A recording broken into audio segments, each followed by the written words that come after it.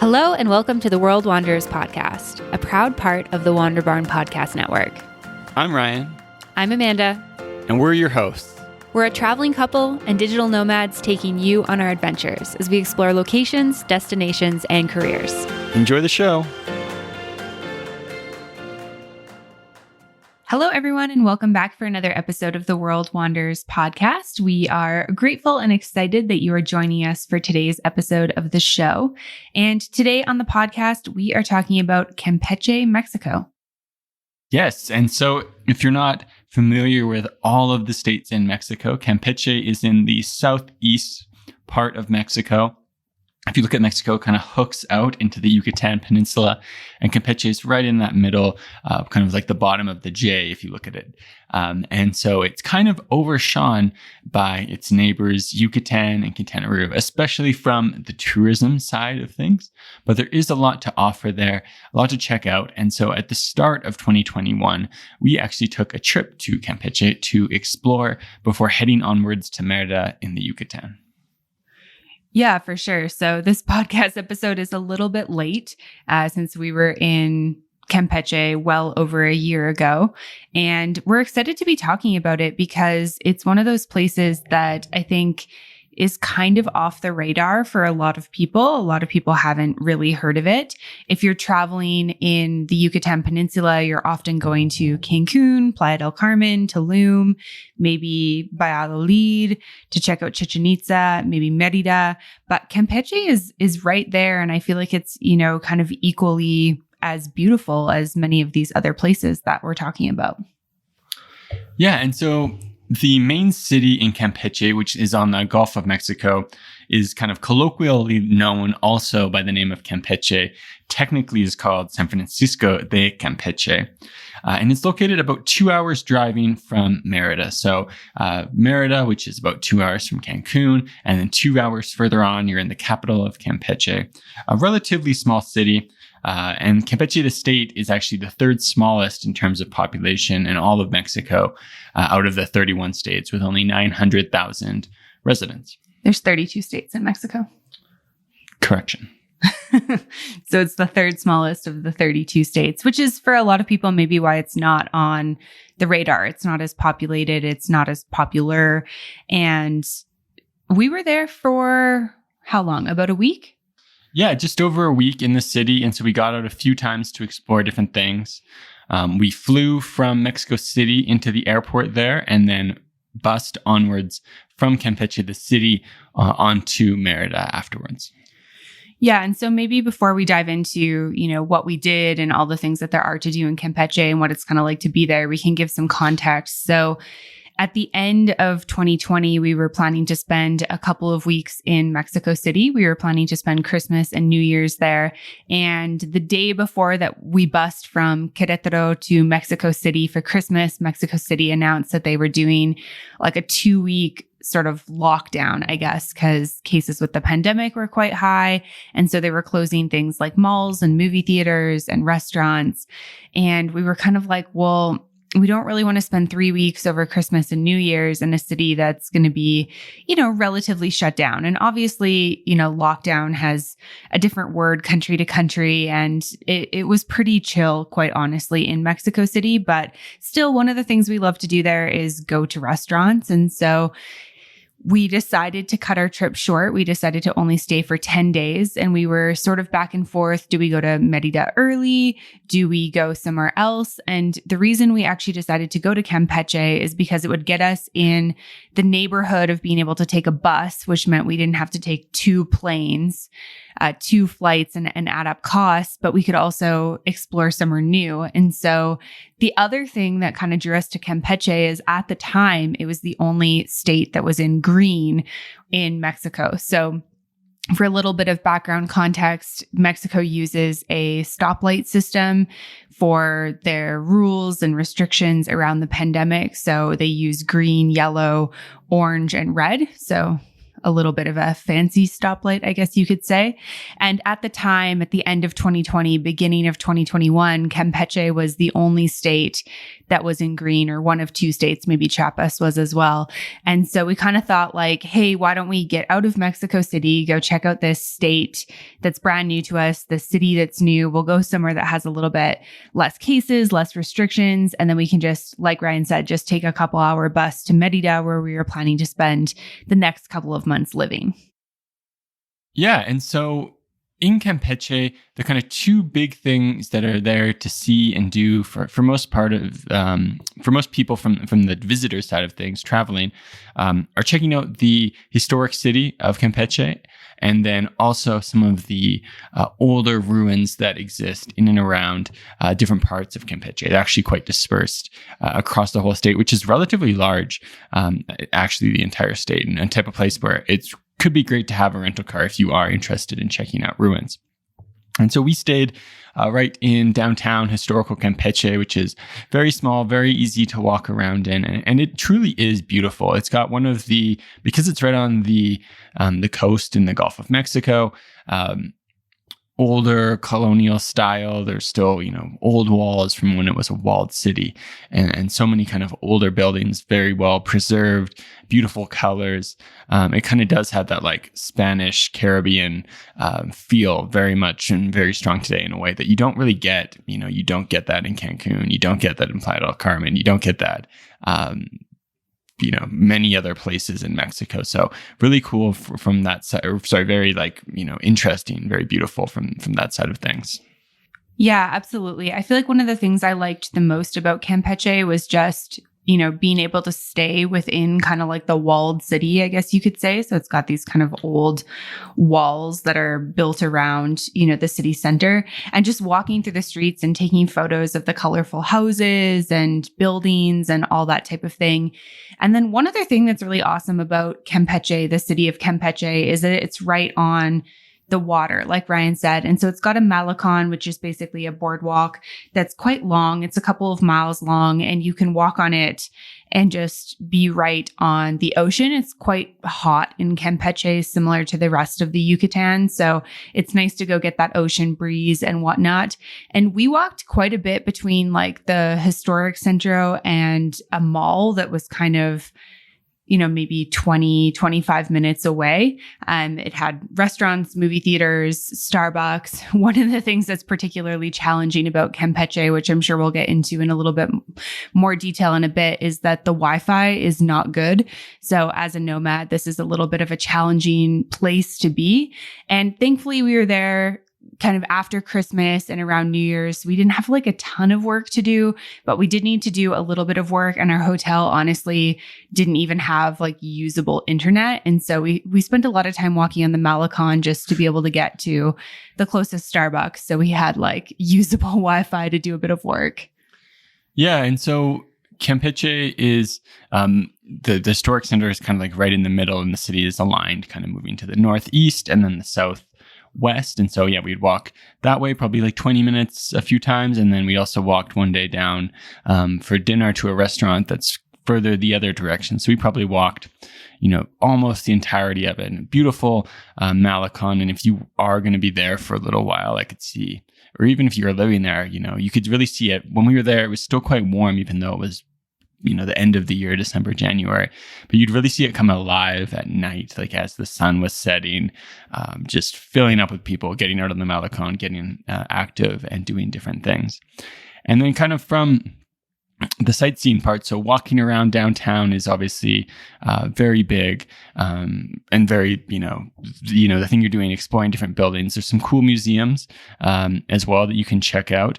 The kind of main plaza is called the Plaza de Independencia, and it's just, there's a beautiful church there, and you can take kind of mini tours that run around in this trolley style bus through the city. There's like most Mexican cities, lots of different beautiful churches that you can explore. And then there are two old forts, so Fuerte San Miguel and Fuerte San Jose, on either end of the city. And these were there historically on kind of smaller hills at either end, and they're to protect the city because of the threats that would come from the sea, as well as it being a walled city, was to add that extra layer of protection. And so today, both of those forts are home to different museums where they have different ruins. And one of them has things like it had even dinosaur fossils, and the other some more historical ruins and artifacts from the older periods of time when people were originally settling in Campeche. Yeah, for sure. And we spent a day checking out both of these. We took a taxi from the Centro to the first one that we went to, toured around that, grabbed a taxi to the other side of the city.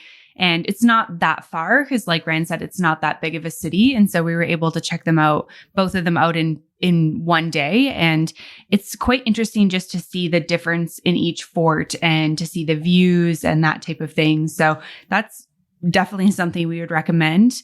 Another thing that's really great to do in Campeche is eat on Calle 59.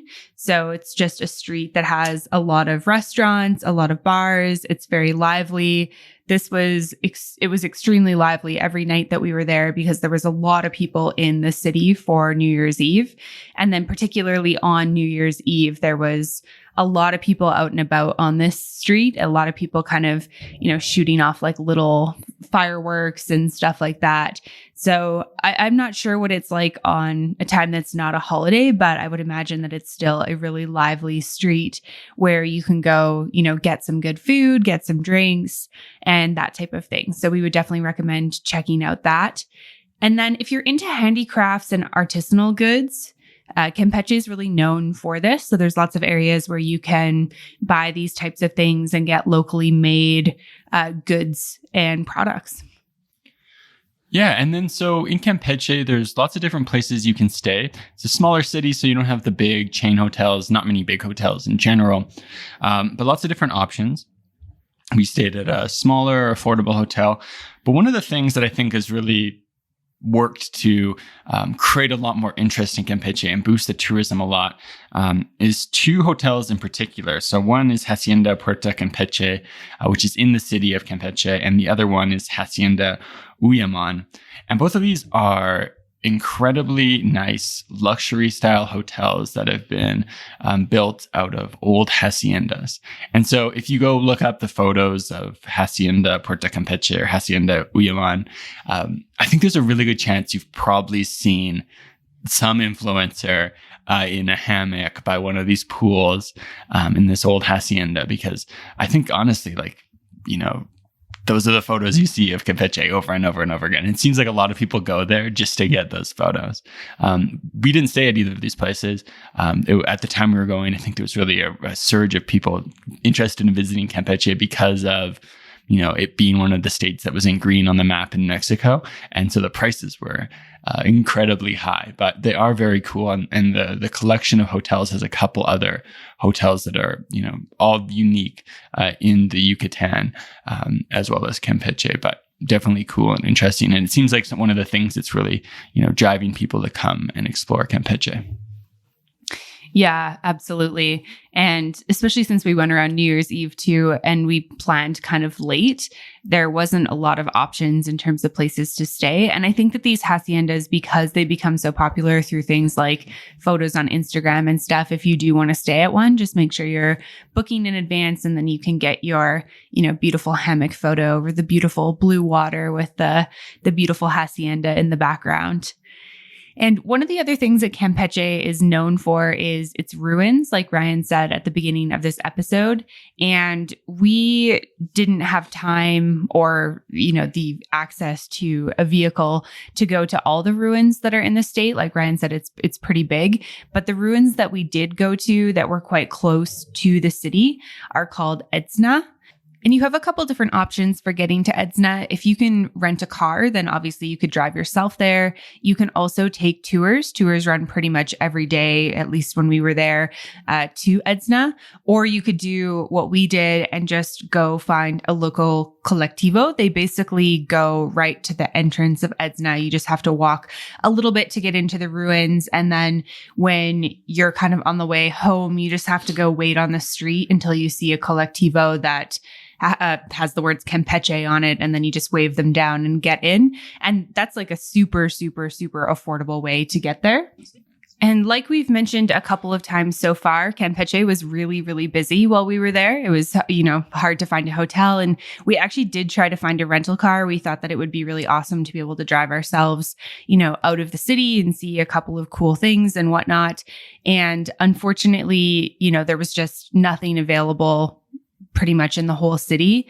And so our next option was, hey, let's see if there's maybe like a tour that's going to Edsna. And all the tours were booked out because, again, it was so busy. So hopefully if you go, you can go at a time that's less busy and maybe get a rental car so that you can drive yourself or get on a tour if you prefer something like that. But for us, the Colectivo worked really well. I feel like these are always kind of really fun experiences. And Edsna is only about an hour outside of the city. So it's not, too long of a journey to be on a Colectivo for or that type of thing. Yeah, and I always think, like you mentioned, it's kind of a fun experience because we went over to a zone of the city that we hadn't been to before out of the historical center, took the Colectivo there. They drop you off right in front, and I think they know, when they see a tourist where they're typically trying to go. And then we were able to explore the ruins, and when we went back, it was simply just, a matter of waiting by the road again until one came by that had space. So I think we probably waited about 15 minutes. But the actual ruins themselves at Edsna were really cool. And so we ended up going from Campeche to Merida in the Yucatan, staying there a number of months, which allowed us to go out and explore some other ruins. We'd been to Chichen Itza in the past. And we also went to Uxmal and a third ruin in the Yucatan that is escaping my mind right at this second. But looking back on it, our experience at Edsna is definitely right up there with those other ones because the ones that are in the Yucatan tend to be so busy. There's tourists coming from Cancun, from the Yucatan, from Playa del Carmen, going to explore these places. They're coming in big buses, and you arrive. Like when we went to Uxmal, for example, there was a couple-hour line of people to get in and explore. Part of that was exacerbated by capacity restrictions, but it's also just, affects your experience. You're guided around, moving one place to the other, kind of like, herded. Whereas at Edsna, I think there was 2 other people there who weren't, people working there. And you were really just free to explore, to walk around, to check things out. Felt like a much more chill experience. And for us, I think a much more satisfying experience. And I think that's one of the things that makes Campeche a really great place to explore right now is because, some of these older ruins are just as impressive. They're just a little bit further afield. And so people are going and they're exploring Chichen Itza in massive numbers, but then you can go to a different ruin where there's no one there and you have a very interesting experience checking out the history, learning more about it, learning from a guide, all that type of stuff. And so Edsna was great for that. Any notes you wanted to add on that experience before we talk about the other kind of most famous ruin in Campeche? Yeah, I think I'll just kind of chime in with what you said about how, there's kind of the really popular ruins. I think Chichen Itza being one of the most popular. And then obviously if you're in Mexico City, Teotihuacan being quite popular. And they're popular for a reason. I think people should absolutely go and see them. They're pretty amazing ruins to go check out. But I think one of the things that I've really learned from spending time in Mexico is that there are other ruins that are maybe not as popular, that are almost as impressive or maybe even more impressive. And your experience is totally different because you're not being bombarded by, tour guides that want to charge you expensive amounts of money for tours or, people trying to get you to buy, all sorts of souvenirs and stuff like that. And that is very much Chichen Itza these days. I mean, it's insanely busy as soon as all the tourist buses get there, and it's just packed with people selling products and tours and all those things. You just spend a lot of your time, if you don't want that, saying no gracias, which can be a little bit exhausting in and of itself. And I feel like being able to go to ruins like Etna are just give you a different sort of experience. Like, of course you can get a tour if you want one. There are people selling things, but it's just way more chill. And so I feel like we were able to just really walk around the ruins and just really have a nice experience. And even though, for many of you listening, this might be a ruin that you've never heard of before, it's not as on the radar, as popular, but for us, I feel like it was pretty impressive. Yeah. And so what's probably the most famous historical ruins in Campeche are down in the southeast corner of the state. So right above the border with Guatemala, pretty close to actually where Guatemala, Belize, Quintana Roo, and Campeche all meet, is Calakmul, which is an incredible ruin. If you go look up photos, if you go on YouTube and search Calakmul, I think you're going to be seeing some pretty stunning images. Definitely a place that's a bit more a bit more of like a wilderness feel to it because it hasn't been kind of cleaned up and explored in the same way that some of the other ones have that are more accessible. And it's actually quite a ways away from the main city in Campeche, about 4 hours driving. So if you do have a rental car, it can be great to incorporate into part of a bigger trip that's going between Campeche, Quintana Roo, and the Yucatan.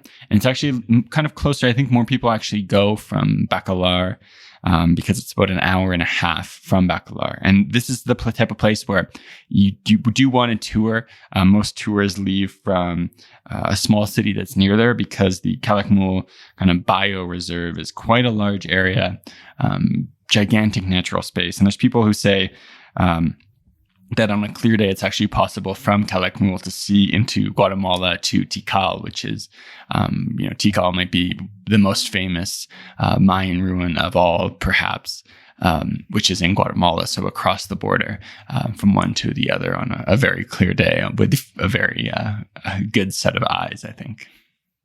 Maybe some binoculars. Yeah.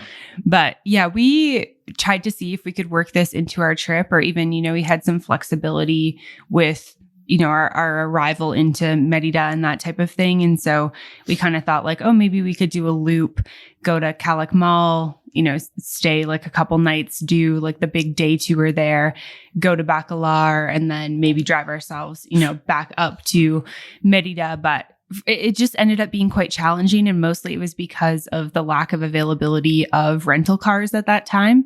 We obviously would have needed a car to get around for that to be kind of worth it. And I think a little bit more simple.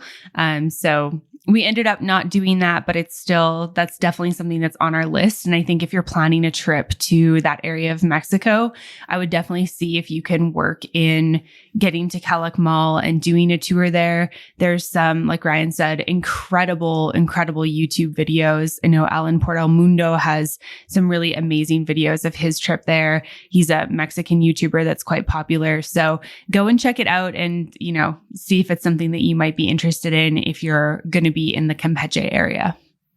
Yeah. And then, so I think when people think, okay, Mexican city on the Gulf of Mexico, there must be a beach there.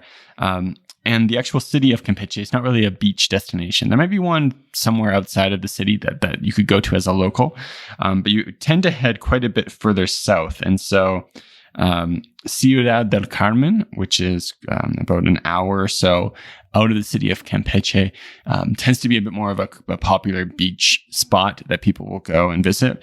Kind of an interesting place as well, because it's this very small, almost like sandbar, but gigantic, that cuts out into the ocean. And then lots of other interesting places in Campeche, but it is kind of a smaller, more rural state. And so on our trip there, we stuck to the city. We went to Etna, and then we went from there on bus over to Yucatan, where we set up in Merida for a couple months. Yeah, for sure. So do you want to dive into kind of overall thoughts and feelings on Campeche? Sure. So yeah, I think overall it is cool, and I think it's definitely a place worth exploring. I think if I had someone saying like, hey, I'm thinking of coming to Mexico, I'm really interested in exploring like the Yucatan. I want to get down somewhere that's warm. what's something I could do if I want to have more of like an adventure than the typical trip? I think doing a road trip between Quintana Roo, Campeche, and Yucatan would be awesome. While we were there, we kind of looked into this and kind of thought like, hey, how can we plan this out? Can we rent the car? What can we do? Just didn't end up working with our timing and that type of thing. But a trip where maybe you start in Merida, you head down to Campeche, you stay at one of these converted hacienda hotels, you spin around through southern Campeche to Calakmul, go to Bacalar and Quintana Roo, maybe up to Tulum, and then eventually wind your way back to Merida over the course of 10 days, 2 weeks, I think would be an incredible trip. As far as the city itself in Campeche, we stayed about a week. We were trying to, do some work and generally like to slow travel. It is one of those the city type of cities where I think if you were going for 2 nights, you'd be totally fine and feel like you got a good sense for the city. The forts are amazing. Walking along the Malecon is very cool. Just exploring the city is great. There was that one chocolate cafe that we explored a couple times that I'll grab the name in a second here, that we kept going back to, which was awesome as well. And then of course the ruins. So an interesting place to explore. I think if I was someone who's looking for a nomad hub, probably not Campeche. I'd probably go to Merida. Or if you're looking for, more of the lively atmosphere, a ton of nomads are based in Playa del Carmen. But definitely worth a visit, especially if you're going to be staying a while in that area. Like if you are a nomad who's based in Merida, if you're in Playa del Carmen, like rent a car, get out, explore, get out of that little bubble and check out Campeche, I think would be my advice. Yeah, for sure. I would definitely second that. And I think that unless you are aware that you are going to be in a house or an Airbnb or some sort of accommodation that has really good Wi-Fi, I probably wouldn't recommend Campeche for people who need to work. Our experience was that the Wi-Fi was very poor. And obviously this is very different, accommodation to accommodation and that type of thing. But, in general, this seems to be the overall vibe is like Campeche is not really known for its strong Wi-Fi. So if you're going to go there, I think that it's a really great long weekend type of place. I think that you can do kind of the main tourist activities in Campeche, like Ryan said, in just a couple of days. You can, see the city, you can take the trolley, you can go to the forts, you can go to some of the markets, you can walk on the Malecon. You could definitely do that with, by coming in on a Friday and then staying till like a Sunday or Monday, and then maybe, planning some time to go to the ruins like we've talked about. So I think for us, it was totally fine to be there for a week. We had a great time. We did some relaxing. We discovered some really cool things, but it was definitely challenging not having good Wi-Fi and then kind of feeling like, oh, there's no rental cars, so we can't really go explore that much. They don't have Uber, or they didn't at the time in Campeche. So it can be a little bit challenging to get around in Campeche. They do have a bus system and they do have taxis, but our experience was that it was quite challenging to find available taxis when we needed them. So I think one day Ryan mentioned we headed south to go for dinner, and I think it was about 25 minutes on the Malecon. We had planned to taxi there and walk home when it was a little bit cooler and just could not find anyone that would drive us down there. So we ended up walking both ways, which is totally fine. Great exercise, great views. The weather is beautiful there. It was nice to be outside and stuff. Not a huge thing at all, but just something that can make, being there for a while a little bit more of an extra challenge. And I would definitely agree with what you said, Ryan, like adding Campeche to maybe like a circular loop for the Yucatan Peninsula, I think could be a really nice trip. And I think a lot of people, unless they're staying kind of a longer time, like maybe living in Playa or living in Merida, kind of overlook Campeche. And I think that if you have a couple weeks, like it's certainly worth going there for, at least a day, maybe a weekend, like I said. Yeah, and I mentioned earlier the name of the chocolate cafe that we went to a couple times, and it's called Chocolha. So CHOCOLHA. If you do go to Campeche, definitely check this out. We went probably like 3 times, I think, and got mochas, which were very, very delicious. Lots of good food options, nothing that kind of blew our minds, so we're not going to dive into too many recommendations here. But one kind of interesting thing I do want to share is we like going to movies. And so over the Christmas, New Year's season, we tend to go to a couple movies. And so we went to the movie theater in Campeche, which is in a newer mall to the northeast of the city that we mentioned, walking up the Malecon to go to. It's kind of, I think it's a Gallerias Mall, which if you've been to kind of any Mexican city, you've been into a similar mall. And so we were walking up to this mall. And as we get there, we see there's a Boston Pizza here, which anyone from Canada is going to know what a Boston Pizza is. If you're not from Canada, you probably don't, unless I guess you're from Campeche, because they've got one there, and it's Boston's, not Boston Pizza, but it is the franchise from Canada. So there's a few different spots in Mexico where you can go get Boston Pizza. I'm a big fan of the spicy pierogi pizza. It's one of my guilty pleasures. And so we went in the mall and went and got a spicy pierogi pizza. You can get Caesars, a number of other Canadian things. It's also, the menu's a bit mixed with some more Mexican stuff, but it seemed to be doing quite well, quite popular. And yeah, just kind of one of those moments you walk in and you're like, where am I? It's Boston Pizza in, tropical Mexico. This is very strange, but that was a very fun experience and a good learning. There's actually one in Merida. And so we have a good friend there who's been. He didn't realize it was a Canadian thing. And I think there's one in Mexico City. So something to keep your eye open if you're a Canadian traveling in Mexico, because it is kind of an interesting and fun experience. Yeah, I feel like there's these moments as travelers that you have where you're kind of like, this is like a strange experience, or like, where am I right now? Did I just get transported somewhere different?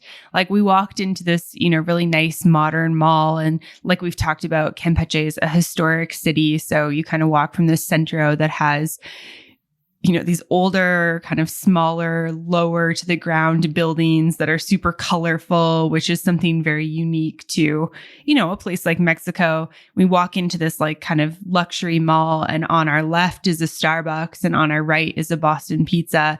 And I'm like, did I just walk through like a time portal and all of a sudden I'm in like Calgary, Alberta or something like that, like in a mall?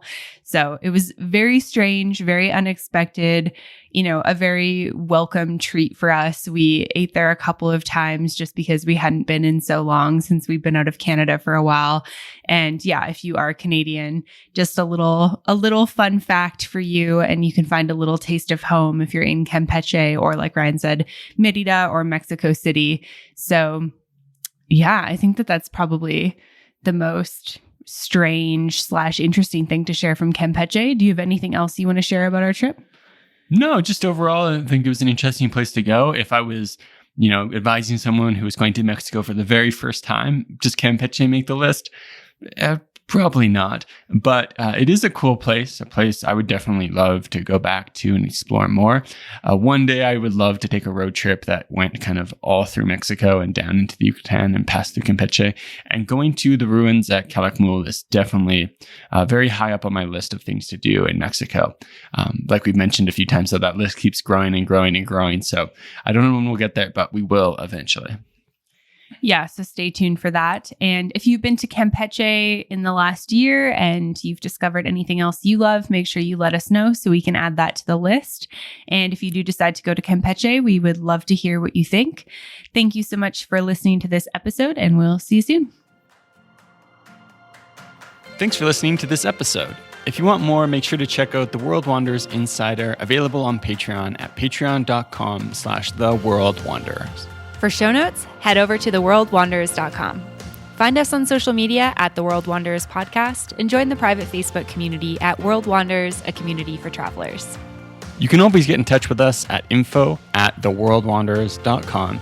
And if you enjoyed the show, don't forget to subscribe and leave a review. It really helps us find new listeners. See you next time.